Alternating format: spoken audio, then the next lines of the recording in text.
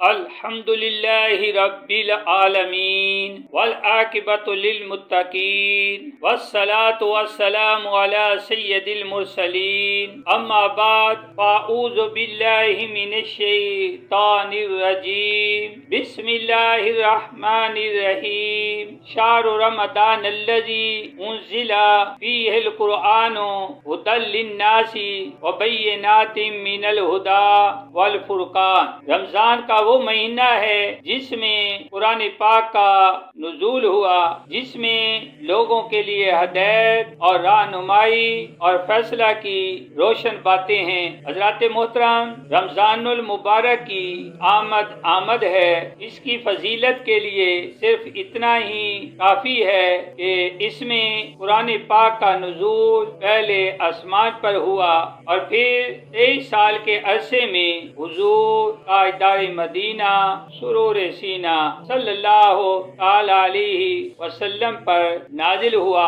رمضان المبارک ہی وہ پیارا مہینہ ہے جس میں حضرت جبریل علیہ السلام سرکار دو عالم صلی اللہ تعالی علیہ وسلم کے ساتھ قرآن پاک کا دور کرتے تھے۔ میرے دوستو، یہی وجہ تھی کہ بزرگان دین اولیاء کاملین کا ہمیشہ یہ معمول تھا کہ وہ اس بابرکت مہینے میں کثرت سے کلام پاک تلاوت فرمایا کرتے تھے۔ سنیوں کے امام اعظم حضرت امام ابو حنیفہ رضی اللہ تعالی عنہ اس بابرکت مہینہ میں 61 مرتبہ قرآن پاک ختم فرمایا کرتے تھے، اور امام شافعی رحمۃ اللہ علیہ 60 مرتبہ اس مہینہ میں قرآن پاک ختم فرماتے تھے۔ خوشیاں مناؤ مومنو، رمضان آ گیا، خوشیاں مناؤ مومنو، رمضان آ گیا، رحمت کے لے کے ساتھ سامان آ گیا۔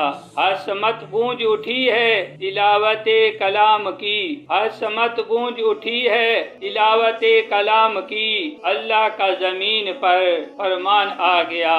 یہ دوست بزرگوں، حضرت سلمان فارسی رضی اللہ تعالیٰ عنہ بیان کرتے ہیں کہ حضور تاجدار مدینہ صلی اللہ تعالیٰ علیہ وسلم نے شعبان المعظم کے آخر میں خطاب کرتے ہوئے فرمایا، اے لوگو، تم پر وہ برکت و عظمت والا مہینہ سایہ فگن ہو رہا ہے جس میں ایک ایسی رات آتی ہے جو 1000 مہینے کی عبادت سے بہتر ہے۔ یہ وہ مہینہ ہے جس کے روزے اللہ تعالیٰ نے فرض کیے ہیں اور اس کی رات کا قیام نفل بنایا ہے۔ جو شخص اس ماہ میں نفل نیکی کرے گا تو گویا اس نے کسی دوسرے مہینے میں فرض ادا کیا، اور جو اس ماہ میں ایک فرض ادا کرے گا تو وہ ایسا ہوگا جیسے کسی دوسرے مہینے میں 70 فرض ادا کیے۔ یہ صبر کا مہینہ ہے اور صبر کا ثواب جنت ہے۔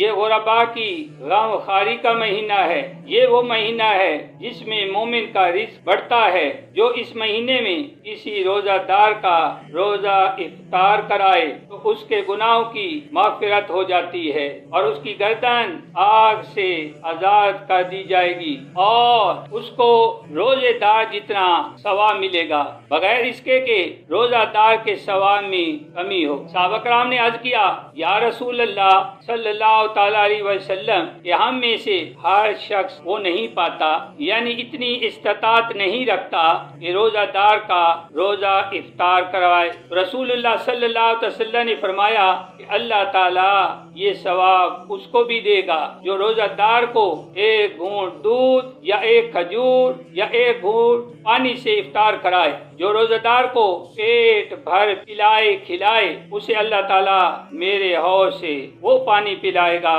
کبھی پیاسا نہ ہوگا، حتیٰ کہ جنت میں داخل ہو جائے گا۔ یہ وہ مہینہ ہے جس کا اول حصہ رحمت، درمیانی حصہ مغفرت اور آخری حصہ جہنم سے آزادی کا ہے۔ جو اس مہینہ میں اپنے متحد سے کام میں تخفیف کرے، یعنی کمی کرے، اس شخص کو بخش دیا جائے گا اور آگ سے آزاد کر دیا جائے گا۔